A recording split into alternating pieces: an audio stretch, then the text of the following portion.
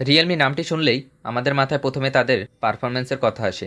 অন্যান্য ফোনের সাথে তুলনা করলে বর্তমানে রিয়েলমি তাদের লো বাজেটের ফোনগুলোতে অনেক ইমপ্রুভমেন্ট এনেছে। আমার কাছে মনে হয় লো বাজেটের ফোনগুলোতে ইমপ্রুভমেন্ট আনাটাই বেস্ট, কারণ আমাদের দেশে লো বাজেটের ফোনগুলোই বেশি চাহিদা থাকে। তো আজকে তেমনই একটি লো বাজেটের ফোন নিয়ে আলোচনা করব আমি সোহাগ AtoZ এর পক্ষ থেকে।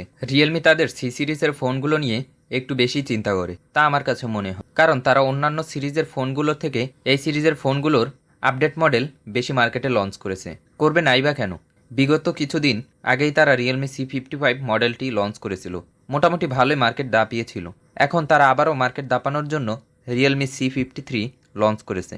মোবাইলটি মার্কেটে অফিসিয়ালি 17,999 টাকার ভিতরে পেয়ে যাবেন।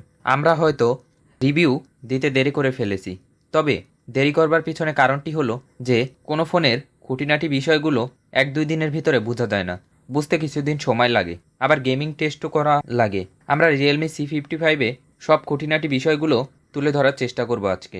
মোবাইলটি হাতে নেবার সাথে সাথে রিয়েলমি C55-এর মতো ফিল দিবে এবং এটাতে ডুয়েল ক্যামেরা সেটআপ পেয়ে যাবেন আপনারা। ফোনটির ফ্রন্টে 6.74 ইঞ্চির IPS LCD ডিসপ্লে পেয়ে যাবেন, আর ফোনটির থিকনেস 7.5 মিলিমিটার। ফোনটির ওয়েট কিন্তু তেমন একটা না, 182 গ্রাম। মোবাইলটি সিঙ্গেল হ্যান্ডে ভালোই কমফোর্ট ফিল দিবে। মোবাইলটির ডিসপ্লে IPS LCD হওয়ার কারণে অনেকের হয়তো ভালো নাই লাগতে পারে। ফোনটির পিক ব্রাইটনেস হিসাবে পেয়ে যাবেন 560 নিটস, আর ফোনটিতে রিফ্রেশ রেট হিসাবে ব্যবহার হয়েছে 90 হার্টজ, আর পিক্সেল ডেনসিটি হিসাবে পেয়ে যাবেন 390 PPI। যদি বলা হয় ডিসপ্লেটা কেমন, তাহলে আমার কাছে এটা অ্যাভারেজ মনে হয়েছে, তবে পারফরমেন্সের কোনো ঘাটতি নেই ফোনটিতে। ভালোই টাচ রেসপন্স দিচ্ছিল ফোনটিতে।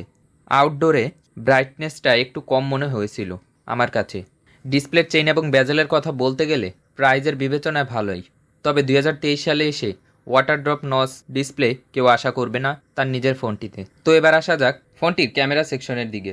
ফোনটিতে 50 মেগাপিক্সেলের মেইন ক্যামেরা পেয়ে যাবেন, যার অ্যাপাচার 1.8, আর সেকেন্ডারি ক্যামেরা হিসাবে 2 মেগাপিক্সেলের ডিপ সেন্সর ব্যবহার হয়েছে, যার অ্যাপাচার 2.4।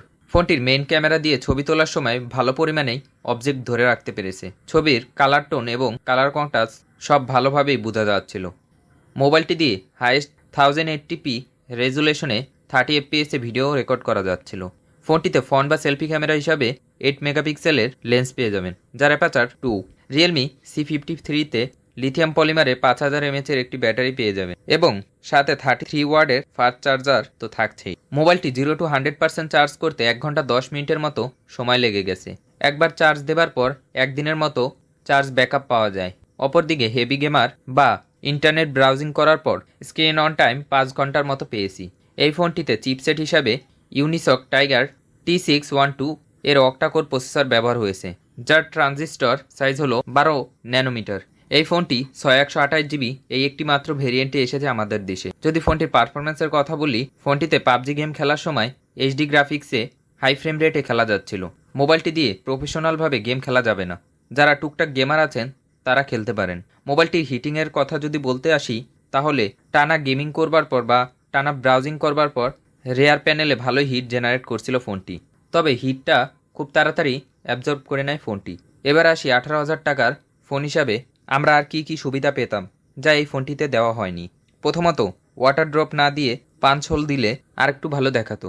আবার নয়েজ ক্যান্সেলেশন নেই এই ফোনটিতে। ক্যামেরাতে আলট্রা ওয়াইড থাকলে ভালো হতো। এবার আসি এই ফোনটি কাদের জন্য কেনা ঠিক হবে।